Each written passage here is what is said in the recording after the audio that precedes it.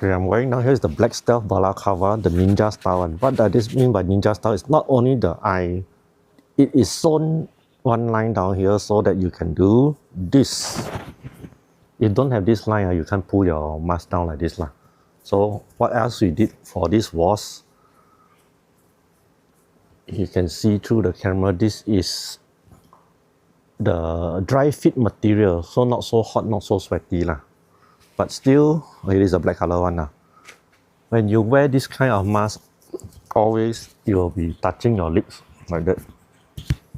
So no choice on, you can see. Then after that you got saliva all long, then you smell the thing so smelly. That's why now you have this. This is a rubber spacer. Last time the plastic one, them thing very irritating, one line down here. This is soft rubber, very, very soft rubber. Very thin also.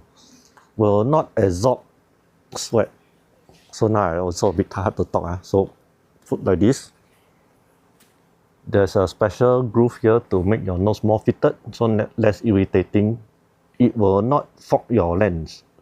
So when you breathe, it will come out the hole here. It will not go up toward your lens. So if your anti-fog all breaking already, this one will prevent a bit.